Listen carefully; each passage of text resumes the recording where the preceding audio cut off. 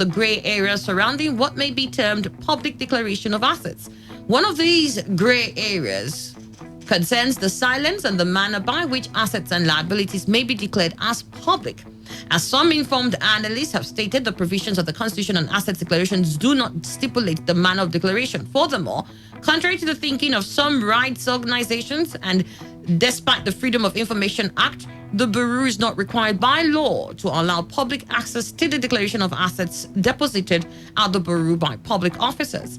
Given this situation, any public officer who has filed in the form of the declaration of assets and liabilities and has submitted the same to the Bureau will argue that having fulfilled what the law stipulates, he or she is not compelled to make any other public declaration. Moreover, there is an argument that local and cultural factors impede public declaration of assets. Undue attraction from relatives and kinsmen who may exploit the public declaration of assets to invade privacy, abuse data protection, make unnecessary demands, or plot evil against the declarant are also adduced as reasons for opposing public declaration of assets. This leads to the question, what use is the declaration if it's shielded from the eyes of the public? Emmanuel, your For thoughts? me, the long and short of it is that if any public officer wants to declare his asset, he should declare it as stipulated by the law in CCB. Now, if there is a searchlight, official searchlight on that individual buoyed by an accusation, then it should become public issue between the CCB and that individual. The EFCC should be drafted in then, because I don't think whether Freedom of Information Act or not will be a barrier to EFCC. No, it cannot be. So let EFCC come in on board then to try that individual. But for everybody to know everything about that, there are still a lot of dangers hanging on that. Because you could declare publicly and end your life publicly. All right, got your thoughts on that. Let me get to Chief Lofty. I don't know. I think declaration of assets is contained in the Constitution. It's just that people who drive the public agencies sometimes try to drive it how it suits them, but not how it is contained in the Constitution. If I had well, the thing is public declaration of assets and not private declaration of assets. If there is provision for public declaration, why are they making it secret? Once somebody have declared, it should be open in the open. I think just recently, the governor of Oyo State, Makinde, declared his assets publicly, and we are meant to understand that he was worth over 40 billion naira, also to say. And he didn't hide to declare it because he merited it. He has never been governor before. He had never occupied such a public office before. So he wasn't afraid. He has been a businessman. So the reason why they are refusing to declare their assets publicly is that once your hand is soiled, you begin to be afraid to declare assets publicly. And but the Constitution itself doesn't say you must do it publicly. So if you do it the way the Constitution says, I have said so that whatever it contains in the Constitution, they should be better. I'm talking based on the term public declaration of assets. Public. They didn't say private. On the part of the president, I'm thinking that Mr. President's urge for integrity and fight for corruption is diminishing on daily basis. I don't know if it's getting weaker. Otherwise, the way he came in during his first tenure, it's no longer the way things are happening now. So I think something is wrong somewhere. All right then. Okay, got your thoughts on this. We also have here Obedima, journalist, international affairs, JP. Good to have you here, Obedima. Annie, good morning. All right, and let's get your thoughts on this. Well, I think some of these stories are vindicating some of us who have maintained this stand from beginning that Nigerians were shortchanged in 2015 when Buhari came and making everybody to know that in fact not even Africans were even deceived, that this man is transparent, that this man has nothing tainting him, And they declared 100 and something cows, I think 150. One house in Kaduna, one in, I think, one property in Port Harcourt. Even the loan he took, the purported loan he took to buy the farm in 2014, we are not, we are hearing that as at the time he declared that asset, it's no more a loan. There's some money in the bank when he had not even been sworn in.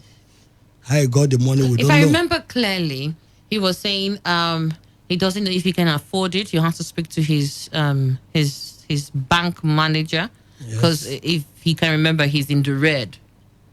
I think that was the conversation. This is what I'm saying now. That, before he was sworn in, the account was not in the red. Where did it? So because if you have, he took loan now. If you have a million naira, no, hold on. If you have a million naira and you decide for yourself that that is in the red, how is it that you decide that that's not the red? If I have a million and I tell myself I'm in the red, how do you now tell me that that million I have is not red?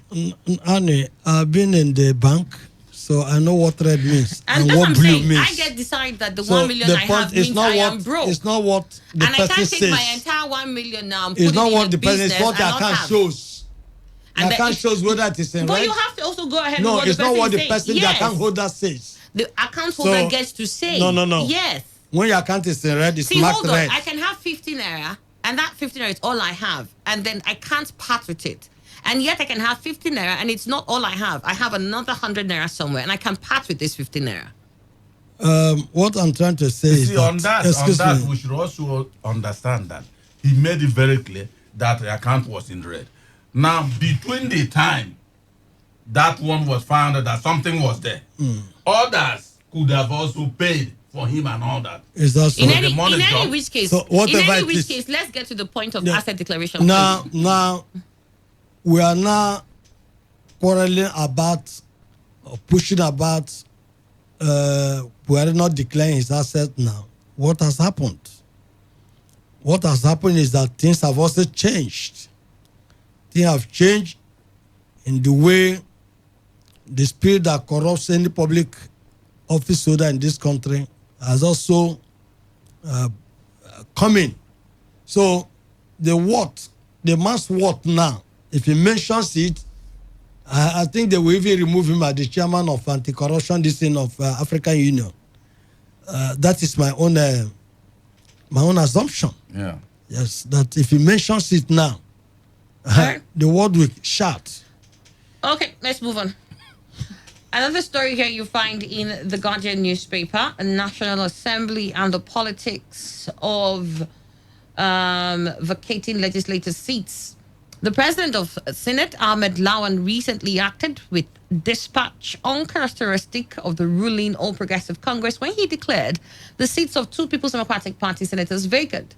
Coming barely a few months after some stakeholders in Abia State urged the Senate to declare vacant the Abia North senatorial seat occupied by the jailed Senate Chief Whip and APC chieftain, Oji Uzo Kalu, the Senate president's action stoked fresh talks about the politics of partisan arithmetic in the National Assembly.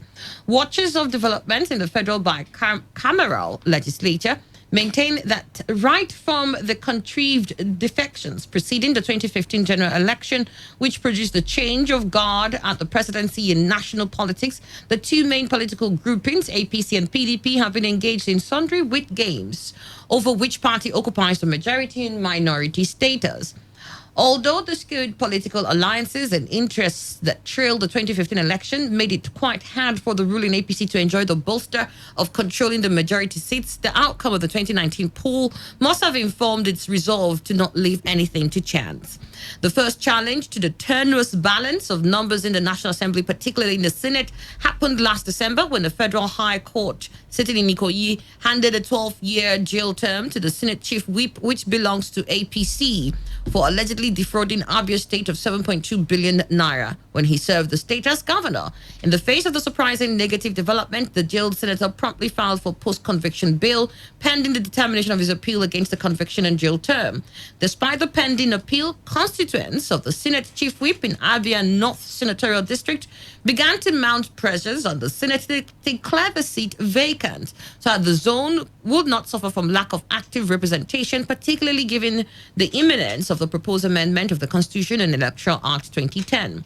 Lawan then announced the chagrin of those agitating for the declaration of Abia North seat vacant, that the Senate was not in a hurry to take such precipitate action, stressing that the convicted chief whip had appealed against his conviction and was entitled thereby to the full expression of his legal rights. However, reprieve seemed to have come the way of APC and its embattled Senate whip when a member of the All Progressive Grand Alliance, Dr. David Onoha Bordex, who contested February 23rd Abia North senatorial election, sued for caution. While Onoha Bordex, who is also a member of ABGA's Board of Trustees, argued that it will be presumptuous and prejudicial to declare Abia North senatorial seat occupied by Senator Oji Uzo Kalu vacant. He accused ambitious politicians of trying to undermine the electoral preference of the electorate. The ABGA chieftain, who spoke to journalists in Abuja, noted that although the present occupant of the seat is facing some challenges, the wish of the electorate that voted for him should be respected. While citing a recent rerun election in Abia State in which ABGA beat two candidates of PDP, the ABGA chieftain said the outcome of the election confirmed that PDP did not win the February 28, 2019 National Assembly election. He said if the court ordered the rerun in those crucial state constituencies, the PDP candidates still lost. And that shows that PDP did not actually win during last year's general elections. Well, on and on and on. The bottom line here is with the issue of vacating legislator seat, particularly now we're looking at that of Oji Uzo Kalu. I don't think he's still locked up. His bill was not granted. Yes. And then you have people who are saying, look, we have to have representation here. Declare these seats vacant so INEC could do the needful. There are crucial issues coming up. We have the Electoral Act 20 to be amended. We have the Constitution to also be tinkered with. We need to have people who represent us while all this is going on. We feel we're deprived. And then you have another group of people who are saying, well, what's the hurry? You have to allow these processes exhaust themselves for as long as we know. What if he appeals and then the appeal finds him not guilty? Do we reverse the entire process that we now engage in? Unfortunately for us because that's my constituency, that area Oji Kalu is representing. But I must tell you, it's a legal issue.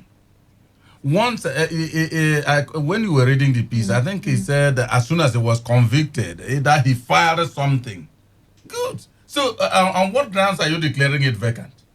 Let the appeal now justify by way of saying, yes, he is guilty, and now finally he's sentenced. Unfortunately, nobody will be representing that particular zone. That is just it. But legally, you cannot declare it vacant. So for me, I think those who understand the nitty-gritty of legality will just allow it be. All right. What are your thoughts here, Chief Loveday? In Nigeria, we don't learn from history. That's the major problem of Nigeria. And we forget so easily in this country. All of us were here when former governor of Plateau State and then senator was also jailed. He was a senator, and he was in prison. He served the remaining tenure in prison before during the 8th Assembly. That is the bad precedent that has been set in this country. You see, so and these are the precedents that our leaders are setting that is putting us into danger. There is a difference between civil matters and criminal matters. If we say that a governor that was sacked by the lower court remains in office till the upper court, it's a civil matter. It's a different thing from a criminal matter. If you are found guilty in a criminal matter, you are supposed to resign wherever office you find and begin to go and face how to vacate that prosecution or conviction or sentence in the upper court. Not for you to still occupy the seat, even though there is no difference between when they are there and when they are even not there. There's no difference. So for me, I will enjoy the people of Abia. Is it Abia North or? Abia North. So they should be patient. That is the Nigeria we have found Amongst ourselves. them. The people, because I'm sure there was no difference between when he was there and the only time you can hear of his voice, maybe because he's a chief whip, he's trying to organize the proceedings there. But to say he has done anything positive to the people as a senator, I challenge anybody from Abia to come and say he has done something different that will make them begin to seek for him How can to you come say? back. How can you say he's not done anything? We are then? all in this country, Annie. Don't be in a hurry. We are all in this country. Okay, You're the in man this you are country, here, you are from you're that in this constituency. country, Tell me. but Prove you're not. me. You're not in his constituency. Let Emmanuel prove me wrong. I have one of his constituents here now. Prove me wrong, Emmanuel. He doesn't want to say anything. Emmanuel wants to hold his peace. All right, that let me, one be. let me get to Bitima. Bitima, let me get your thoughts on this. There's an area I agree with Love Day. If whether they are there or not, do we really feel the representation, as their constituents? Are they in touch with those they are representing? If you watch the impeachment proceeding against Donald Trump, you see when each senator gets up to say something, he make reference to his constituents. In other words, they were also having the minds of their constituents concerning that proceeding. But here, who consults you? You wonder somebody that is representing you cannot even come. We're not talking of empowerment. At least on a critical national issues that borders on the interests and the welfare of your constituents, you will not come and have impute and go to the floor or the National Assembly and say, look, this is position of the people I'm representing on this matter. And you maintain that position. So the people will be happy with you. It's not when you just push your own idea without generating any idea from them to add to what you have. Instead of representing people. When it's the law, it has appealed, whether it's a criminal matter or civil matter.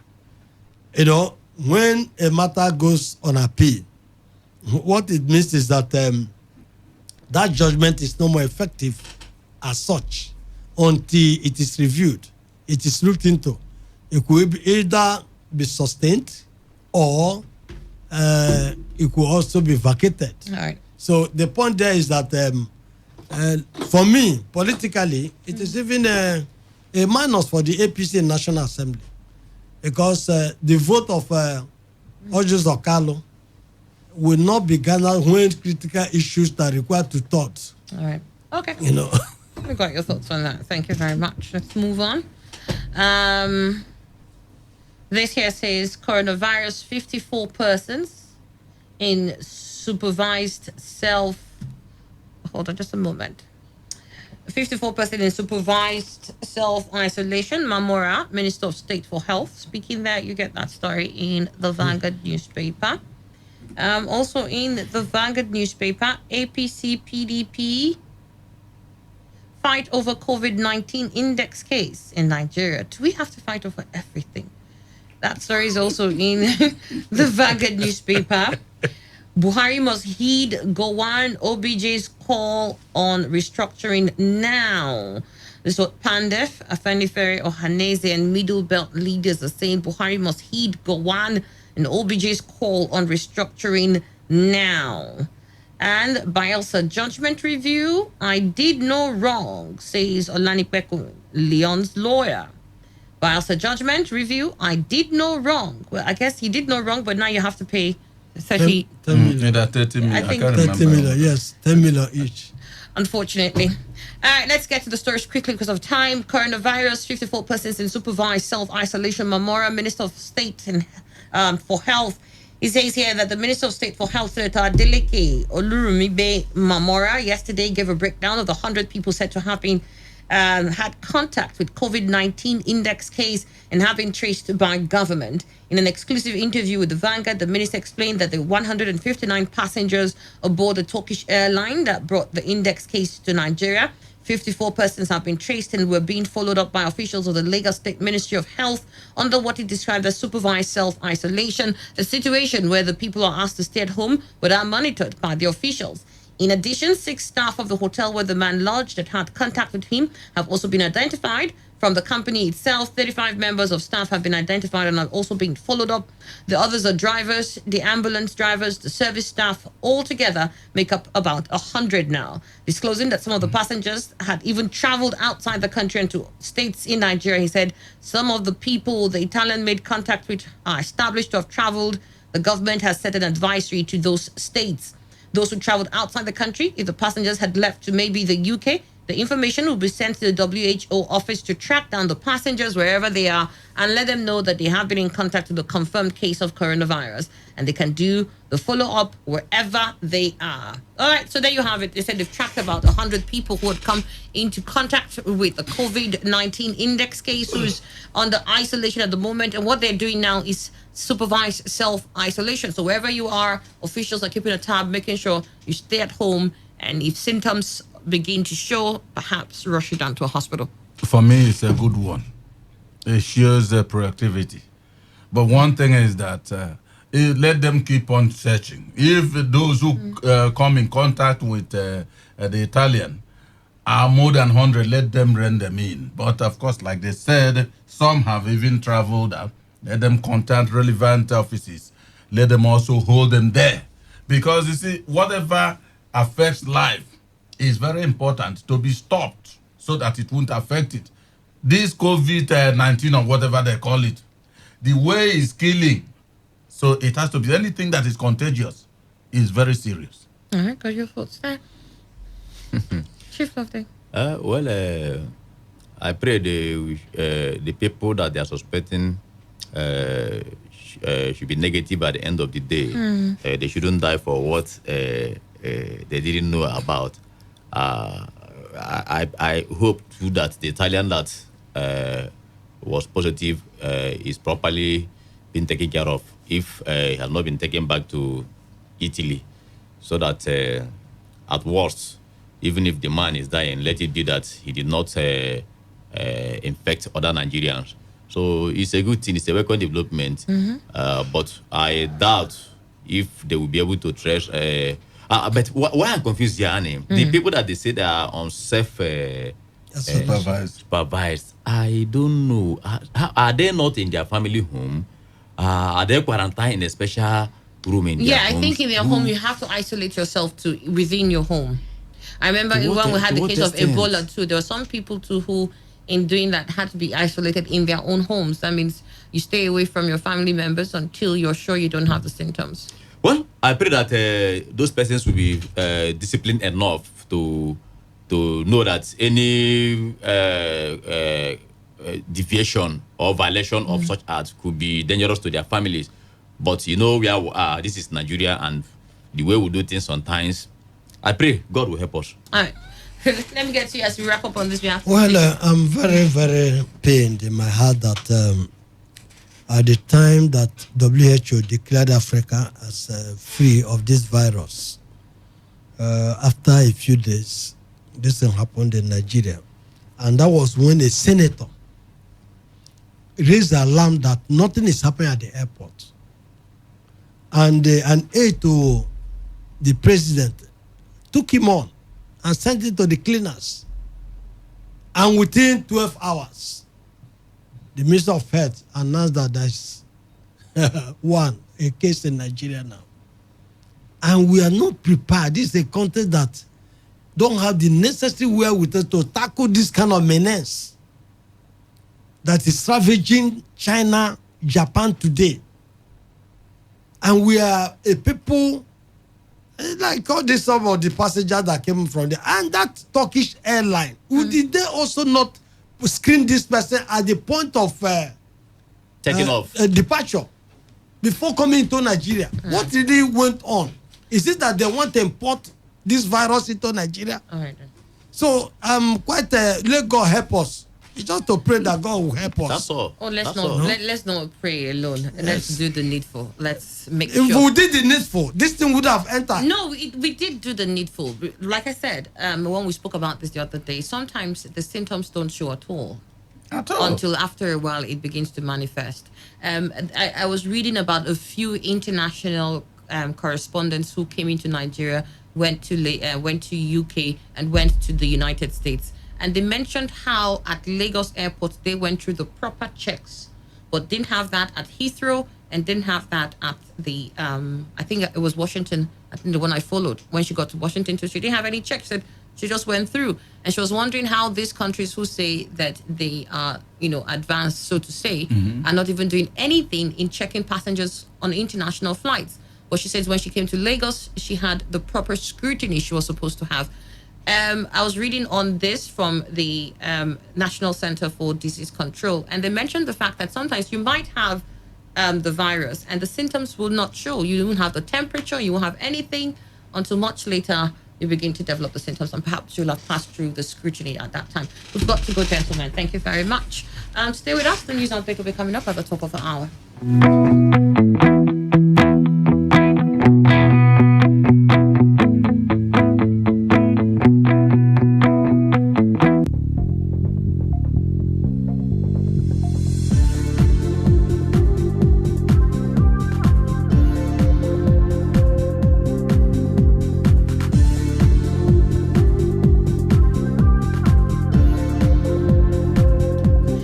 So it's 58 minutes after 8, and we've got to wrap up real quickly with Geraldine on Odibola Properties. Geraldine, good to see you. How are you doing? How was your weekend? I'm good. Good morning and happy new month. Happy new month. Yes. This is a month of great things. Yes. All right. Marching forward. Marching forward. We'll march into our promised land. Yes. Our promised land is at Odibola Properties. Yes, so. All right, good. So tell us about Odibola Properties. Yeah, good morning, listeners. This is your girl Geraldine. And yes, whenever you hear Odibola Properties, just know that we are here. We are that real estate company that you can do business with and go to sleep. We take care of your real estate problems, any issues that you have, any questions that you want, whatever it is that you have that has to do with properties. Odibola Properties is here to guide you. And yes, I have a wonderful news for those of you out there. Our Invest and Travel 2020 is still on, where all you have to do is get one plot as our Quiet Heaven Layout Phase 2, and you qualify for an all-expense paid trip to Dubai. But guess what? We have added another property. Tell me about it. This property is where?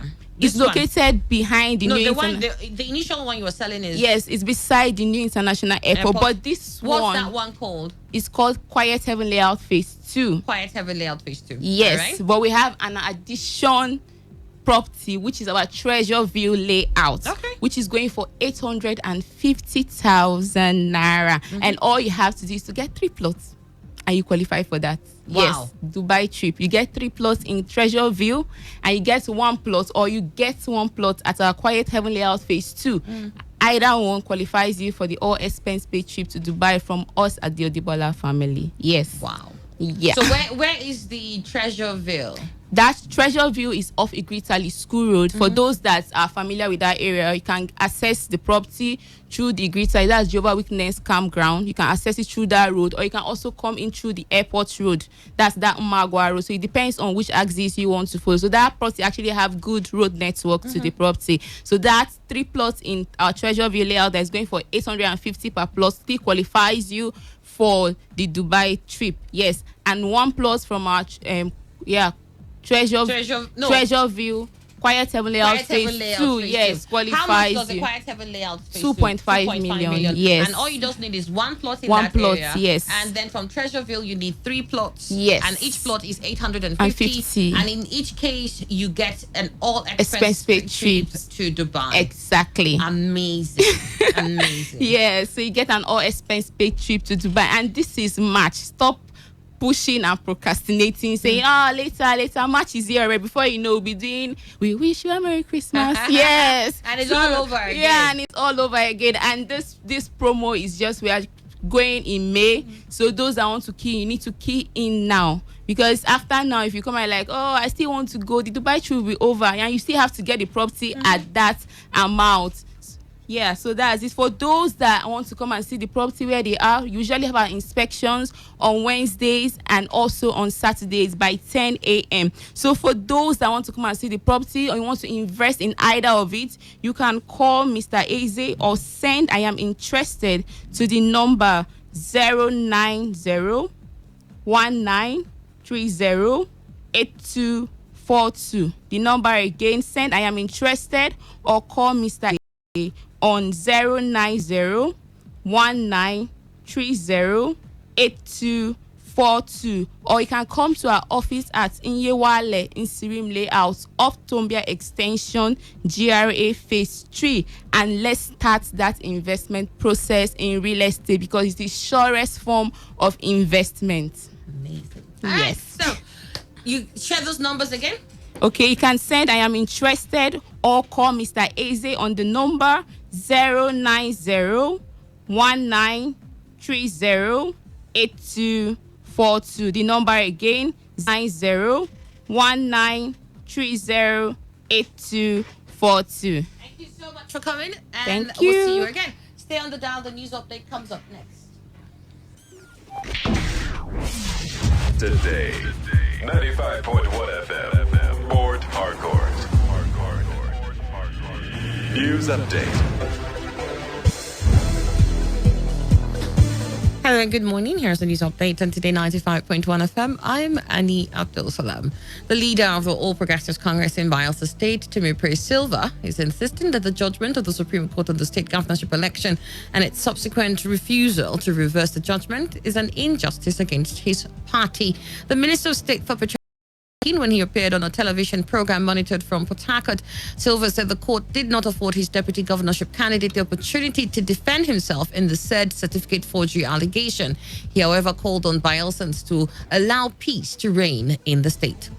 A chieftain of the All Progressives Congress in Rivers State, Chizi Enyi, has congratulated former member of the party, Chief Orwell Onyeso, for formally defecting to the People's Democratic Party. Enyi commended Onyeso for towing the path of peace and honor, despite allegedly joining the group led by Senator Magnus Abe that allegedly cost the APC the chance of having candidates in the last general elections in the state. The legal practitioner also accused Orwell Onyeso of destroying APC before his defection and urged anyone who thinks that his or her ideology and that of the party are no longer at ease to toe the same path as Onyeso. At least 30 people have been killed and several others injured as gunmen attacked some villages in Igabi and Giwa local governments of Kaduna State. Although the police authorities are yet to confirm the attack, an indigene of Giwa local government said troops of the Nigerian Army and Air Force launched offensive attacks against the bandits and in the process killed many of them. Sources also said the bandits launched the attacks in what seems like revenge against villagers who they accuse of providing information to security agencies, which resulted in the killing of their members. As at the time of this report, the military is still carrying out offensive attacks on camps occupied by the bandits inside a thick forest within Giwa, Briningwari, and Igabi local government areas. And on foreign scene, French Finance Minister Bruno Le Maire has said the impact of the coronavirus will be greater than previous estimates. He said the effect will be much more significant than the 0.1% reduction in growth, which the Finance Ministry had forecast 2 weeks ago. Le Maire said he expects coordinated actions from the G7 nations and the Eurozone. That wraps the news update here on Today 95.1 FM. Thank you for listening. So have a good morning. Radio has never been this good. Today 95.1 FM, Port Harcourt. Welcome to Returns Market Investment Nigeria Limited, a financial home that has impacted lives and given meaning to every life and home and companies with values using the international capital market business for the past 3 years in Port Harcourt. Returns Market Investment Nigeria Limited is strictly into the international capital market business that delivers 10% returns on investment monthly with a minimum startup capital of 300,000 naira and a maximum capital of 100 million naira. If you are looking for 100% security of your funds and constant delivery of your returns on investment, then think Returns Market Investment Nigeria Limited. Contact our head office today at number 33B, Rumola Stadium Link Road, Port Harcourt,